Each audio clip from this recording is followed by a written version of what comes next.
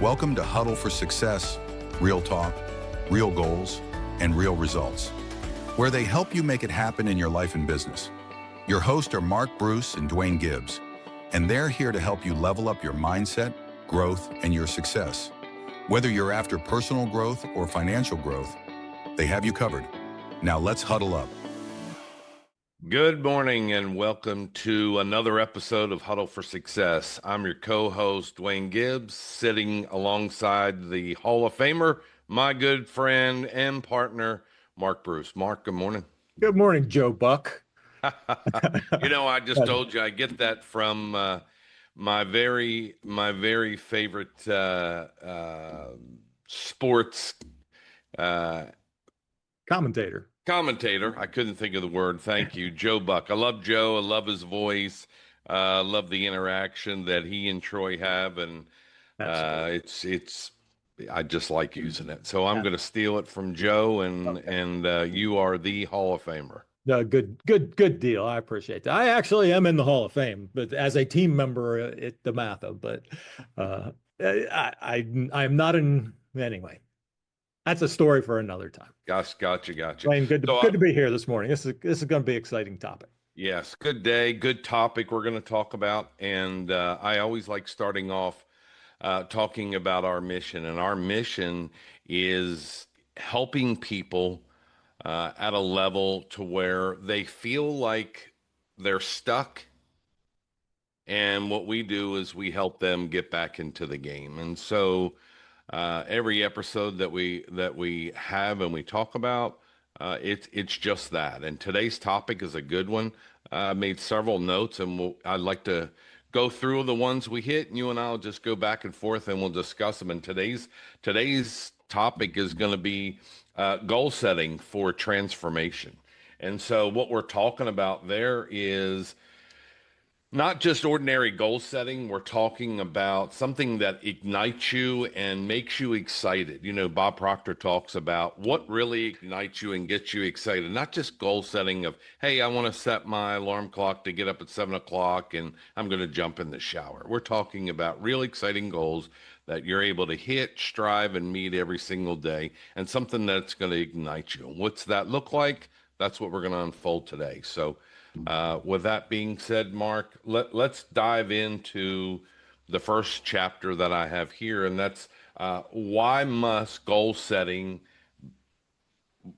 be so important, and how do people fail in setting these goals? Yeah, I think one of the biggest reasons people fail. I mean, you think about New Year's resolutions. That's what people think of a lot of times when you think of goal setting in your personal life. It's like I'm gonna set this resolution, and it's something that they want, but it's something that they usually think they can do, that they just kind of casually want.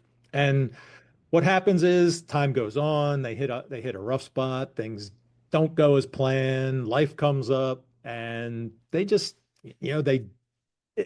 it wasn't as an inspirational enough goal to get them to keep focused and working on it. Bob said that there are three types of goals. He called them A, B, and C.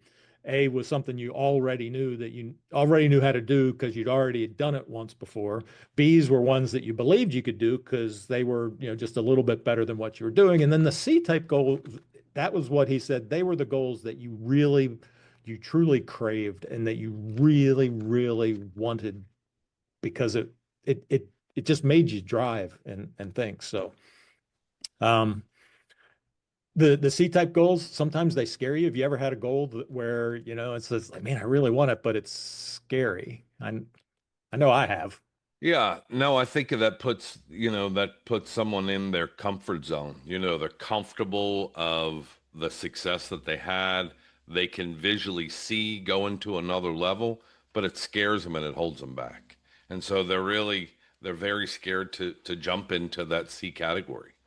Yeah, absolutely. I mean, when I've set a couple goals, and there's a fine line between excitement, the feeling of excitement, and the feeling of fear. They both kind of get your stomach kind of going, and that's that you want that C type goal that gives you that excitement level. so that you can keep pushing through all the obstacles, because you will have obstacles. Every time you set a big goal, you don't know you're going to get there, and you're going to hit a block, you're going to hit a stage where you just don't know what to do next. That's when I do that, I hit my mastermind. I give you a call, I give other mastermind partners a call, and we kind of work through the blockage. And that's what we hope to do here for you guys, for everybody that listens to Huddle for Success, is we want to help you with that. Yeah, so we talk about why do so many people hit their goals and just not follow through with it. And let's look at New Year's resolution. Everybody has a New Year resolution of, hey, I'm going to go ahead and lose weight. I'm going to start exercising. I'm going to start eating right. And really, the national average is 18 days into it, people fall short of their goals. They don't even fall short. They just stop.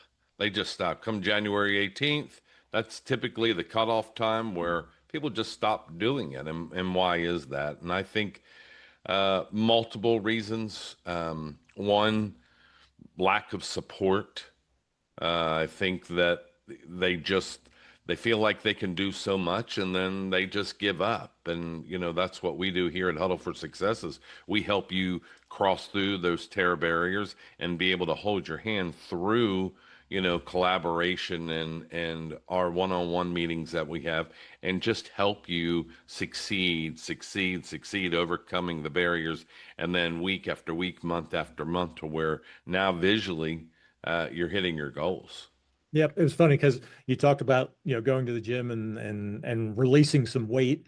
I I achieved that goal when it finally hit in my head. It wasn't that I knew I should, because I always knew I should. I play in sports. You always know you need to be in shape, and you always need to do the right thing. But I saw a TV commercial, and I swear I don't even remember what it was for, but it came on and it said, if you could have any car that you wanted in the world. It could be a Lamborghini. You pick any car that you want, but it's going to be the last car you ever have. You'll never be able to have another one. How are you going to take care of it? Are you gonna, are you gonna change the oil, or are you gonna put the cheap oil or the good oil, the cheap gas or the good gas? And it's like, oh, I think I get the point. I've only got one car to carry me around this planet while I'm here, and that's my body. So I better take care of it. And that was the inspiration that I needed to see to achieve that goal, because it wasn't just that I wanted to anymore. It was that there's a reason, and there's an important reason. Yes, I know that a point in my life to where I was steadily making, at before I hit $100,000 a year, I was close 75, 80, 85, around there. And I'm like, why can't I hit this $100,000? And I really had to, I had to do things differently. I looked at it and said, I need to spend more time at X. And that was, I had to get up earlier. I had to, be on the proper mindset earlier in the morning, and just had to eliminate some different things, and just the proper mindset, being able to spend more time at focusing on the job at hand, and then how can I spend more time at it. And it seemed like at the end of the day that it was hard, but I was, the following year I way surpassed that 100,000. It was at 180,000. So I was like, man, this is the slight adjustments that I was doing really took me over the limit. Yeah, and mindset just is so key in that, like you said. And you've been in sales most all of your career. I've had sales positions, and I will tell you that I'm sure you've experienced it, where you get in a mindset and you think, man, I can't find any business. And then, and it's hard to find business, and nobody's buying, and the economy's Right. bad. And you start getting that thought process, and then it's hard to sell. But then if you can also be in the mindset where, man, everybody's buying, everybody wants my product, everybody wants my service. And that's, you get that mindset going, and that's when you can really make some huge leaps. Eh, And getting into that mindset has you thinking, I can I can hit that level. And as soon as you know in your mind that you can hit that level, that's when you hit the level. Yeah. And, we talked about on another episode of willing to change. You could always blame the market condition, or you can always blame a product, or you can always blame somebody or something else. But at the end of the day, you're the one essentially that has to change what you're doing to change the outcome. And if you're not willing to change, or you're not looking, a lot of people can't accept change. And if you can't accept change, you're not going to hit your goals, because that's what it boils down to is, achievable goals, um, something of great value of a goal. So you have to do it. Yep. Yeah. Um, Go Go ahead. ahead. Sorry. No, No, no, go no. ahead. Go ahead. No, you go ahead.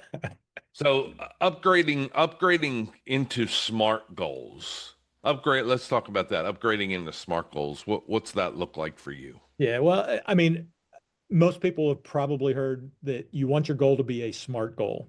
It's specific, it's measurable, it's achievable, it's relevant, and it's time bound. You've got a timetable for it. And that's a great way to think of a goal. In our book, though, I talked a bit about maybe changing achievable to the word ambitious, because you really want an ambitious goal. If it's an achievable goal, it's almost more like a task. It's a task that you want to achieve as opposed to a goal. A goal is it's that dream, it's that thing that you really want to reach for. If it's achievable, it's something that needs to be done, but and along the way to achieving your ambitious goal, you have to have achievable goals and tasks that you do along the way. So we don't want to replace that, but we do want you to think about maybe setting ambitious goals, audacious goals. A guy that I used to follow, oh man, what was it? He wrote the book, The Rockefeller Habits, Vern Harnish. He called his ambitious goals BHAGs, bold, big, hairy, audacious goals. Called him a Wow. called him a BHAG. Everybody should have a BHAG. Anyway, I would say this. Do you feel stretched with your goals? Do you feel at the end of the day, hey, I'm stretching myself? Um, and what's that look like to you? I mean, have you ever sat down? I ask you, the audience, I mean, have you ever felt like I really am stretching my goals, and I can feel it at the end of the period that I've set my goals? So what's that look like? Are you writing everything out? I talk, about journaling. I never did that before, and that has changed a lot with my thought process, my daily routine. It's changed. I can see, even though it's a journal, I also do goal setting. I don't always hit my goals, but daggone, since I write them down, I can tell you that I'm a lot closer of getting them. And it makes a huge difference of being able to write those down and looking back and reflecting on them and saying, you know what, man, I was really close to hitting this, but this one right here that was a little bit more important, I did hit it. yeah, I'm gonna paraphrase here. Bob had he had all these poems and sayings in his mind, but I'll paraphrase what I heard him say many, many times. I bargained with life for a penny, and life gave me no more. And what that means to me is if you only ask for a small little penny, you're only going to get a small little penny. And that's the reason that, we want to challenge everybody here to, set a goal that makes you stretch. It's Mm, really important.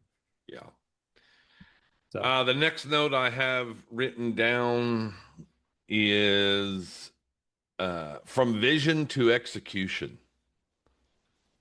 yeah, you've got to, your dream has to be something visual. Vision boards work really well. You can go into free apps like Canva and create a vision board. They even have a template for you. Yes. And that's really important. You've got to see it, but it kind of goes back to, I think we talked to it in the past. If you don't have action, and you don't do something to work towards that vision, nothing happens. That's a word Bob called praxis. The definition of praxis is putting belief and behavior together to where you're doing what you believe you can do, and you believe you can achieve your goal, even though it's a big one. There's a couple steps to doing that. The first one is to clarify why you want to do it. Does it really mesh with your personal goal? And then you want to break it down into the steps that you need to start with, and you can come up with bigger sections. You may not know how to do each section. I mean, Duane, how many times have you and I, when we've started Huddle for Success, we know we need this. Oh, who are we going to find that can do that for us? Because neither Right. of us knew Oh, how to for do it. sure. Yeah, for sure. Yeah. So you want to identify roadblocks, but you don't want to concentrate on the roadblocks. You want to concentrate on knowing that you can do it and looking for a way to do it. Mm-hmm. It's funny when one of my early jobs out of college was with Motorola selling two-way radios and walkie-talkies that transmitted over towers. And when I started, the guy training me said, "You're going to be surprised. You're going to start seeing just about every car has an antenna on it, and you're going to notice all these radio towers that stand thousands of feet tall, and you're going to notice them everywhere. And you never saw them before." And it is so true that, when whatever you focus on, that's what you start seeing. So you need to focus on your goals so that you can start seeing that be achievable. It's kind of like buying a new vehicle. Man, this is a cool color. This is a great car. It's four door. The interior is awesome. You come to a traffic light in the middle of a big intersection. All of a sudden, there's four other cars just like yours around. It's like, where did these cars come from? You thought sure it was unique. You Just thought it was, nobody yeah. going to have it. Plus, the salesman told you, hey, listen, this is the first one off the lot. Oh yeah, he might have done that. Yeah, yeah. Anyway, Let's talk about strong why. Why does your why matter? Why does it matter so much? well, that's the only thing that matters really, is if you don't have a strong reason why you want to achieve your goal, it Mhm. just becomes a New Year's resolution, like we talked about before. Um, it's got to be something that you truly want in your heart, that aligns with your personal your personal desires, what you want to do with your life. A lot of people, I mean, when I was younger, I really didn't think a lot about what I wanted to do with my life. I wanted to be successful. I wanted to have a good paying job. I wanted to have, success. Then I got introduced into business mindset, and that's what I wanted. The first time somebody asked me why, that was a hard question to answer. Mm-hmm. So think about it. Um, there's a there's a there's a I heard Dean Grazioso do something with somebody once, where to find out what your real why is, ask yourself why you do it, and you'll come up with one level of an answer. And he said, and then ask yourself why you want that. And Mm-hmm. by the time you get to the seventh time you've asked yourself why as a follow-up question to what you said you wanted, then you'll know your real reason. I challenge everybody to try that one. That one will make you think. Yeah, I could tell you, yeah, it's funny because Diana and I were talking about this the other day on our road trip from North Carolina up to Maryland. She said, "What did you always want to be as a little boy? What was your why?" And it's funny she said that. What was your why? And I said, "Well, I always wanted to be ride on the back of a trash truck. I thought that was fun. These guys are riding on the back of the trash truck and uh, throwing cans around. And as a little boy, I thought that was fun." Until one day, on a hot, hot, hot day in August, my dad decided to take me to the dump, and we were cleaning out our basement in the yard, and had to take it to the dump. And you had a And so, whole oh big man, pickup I truck was full. so, yes, I was so excited about going. I was up early in the morning. We were leaving out, and needless to say, we didn't leave out until 1, 2 o'clock, I think it was. Later on in the afternoon. Not really sure of the time. And I got out and I jumped back in the car because it stunk so bad. And he said, "What's the matter?" And I said, "Oh my goodness, that stinks so bad." And he said, how's that being a trashman now? Is that something you want to do?" And I remember as a little boy, heck, I couldn't have been 8 or 9 years old. Just no, I don't want to do that anymore. And so Funny. it's funny how what we think is important, it until you really think about it, it's really not that important. And then the older we get, our why becomes more significant. Yes. Yeah. And, I know I tell the story about my dad. He was an accountant for Coca-Cola Company. And, when they let him go after so many years, so they didn't have to pay out a high salary, and it was not just him, it was others. Um, I knew that I wanted to be an entrepreneur. I knew that I didn't want to have somebody dictate what I was worth, and I didn't want to have to worry about losing my job. And I was 16 years old, 17 years old. And knowing now, heck, you wouldn't lose your job, but that was the mentality that I had at that age because I looked up to my dad. And well, if it happened to him, surely it's going to happen to me. Right. And that's why I decided I wanted to be an entrepreneur. This is what I want to do. And when I graduated high school and then moved to Florida, it was, you know, buying properties and fixing and flipping. And I had a partner and he had property management, and then got into the training space on real estate, and just been able to, fortunate enough to say I never had to punch a clock, um, that was my why. I wanted to have a choice, and I wanted to be able to work for somebody on my terms, and find something that I love and create, wealth for myself and for my family. And so that was my why. Big transformation from wanting to be a trash, driving around on a trash truck versus not having to punch a clock, and freedom. And I talk all the time to individuals, and their biggest why is they want time. They want more time. And I would have to agree with that. The older we get, we always want more time. Yep.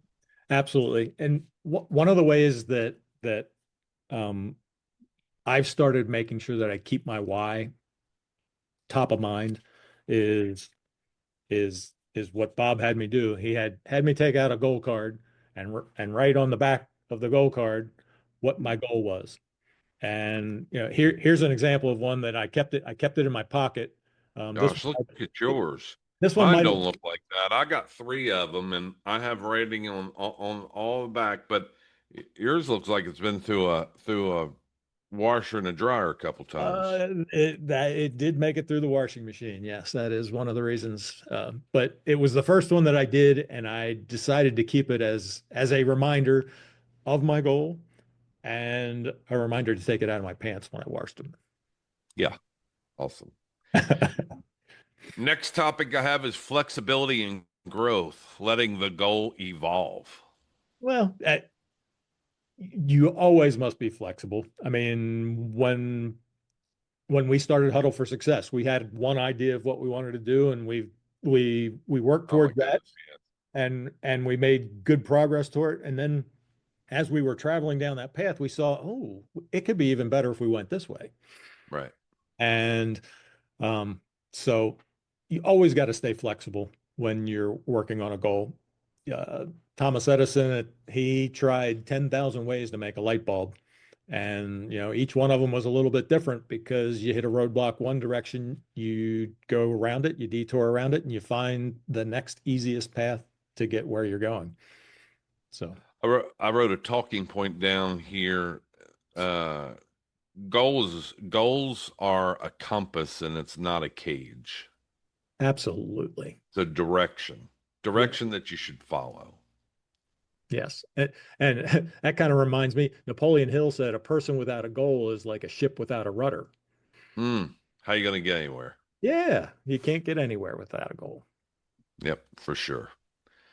Let's see, what else do I have? I don't know. Why don't we challenge everybody to I maybe was going to say, let's reflect on some of the challenges. yeah. Everybody write down, 3 goals using the SMART format we talked about that was, and maybe it doesn't need to be 3. Maybe just write down 1. The one that's the most important to you, where it's specific, it's measurable, it's ambitious, it's relevant, and it's time bound. And then ask yourself questions. Does this goal reflect my personal values and what I want to do? And do they stretch me and excite me enough? When you get it, if you really, really, the first time I did this, this was scary, is I actually shared it in a group of like-minded people. I shared what my goal was. That'll put butterflies in your stomach because now everybody's holding me accountable to what that goal was. Mm-hmm. Private messages, if you want, we'll hold you accountable. You don't have to share it with the world, but Absolutely.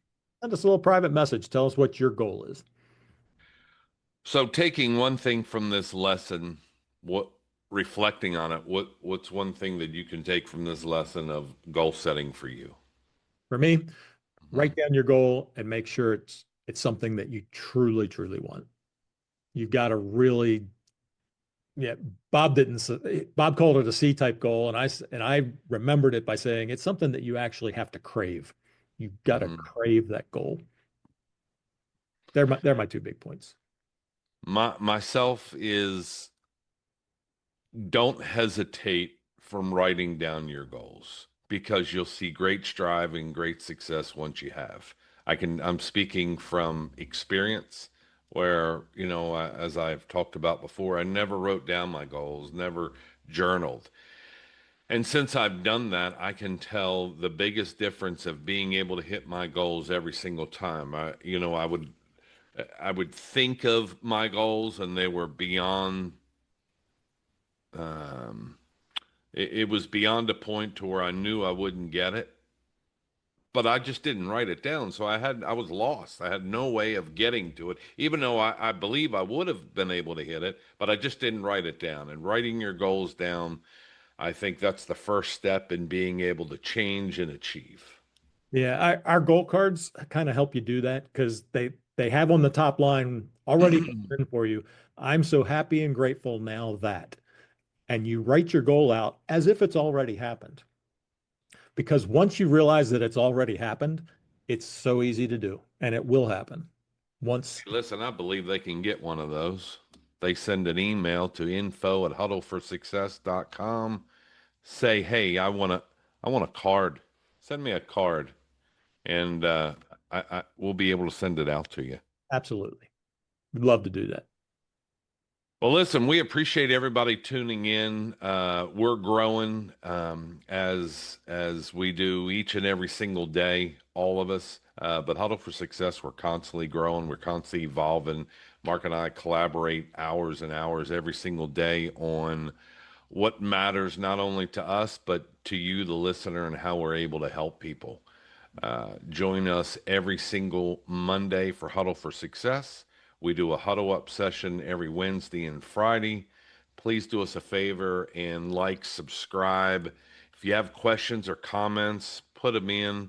We're all over social media. And if you feel that this would be helpful for someone that that needs goal setting, or just really be connected with a group that's able to get you to a different level that you've always dreamed that you wanted to get to, but you never had the support, and that never worked for them or for you, by all means, reach out to us. We'd love to hear from you. So until next time, Mark, it's always good getting on this session and our others, and just trying to collaborate through and talking to everybody about what our vision is, how we can help people. And we'll see you next time on Huddle for Success. See you next week. Thank you for tuning in to this week's episode of Huddle for Success. If you found it helpful and want to support others on their journey, share this podcast, leave us a rating, and drop your thoughts in the comments. We'll see you next week on Huddle for Success. Stay huddled up.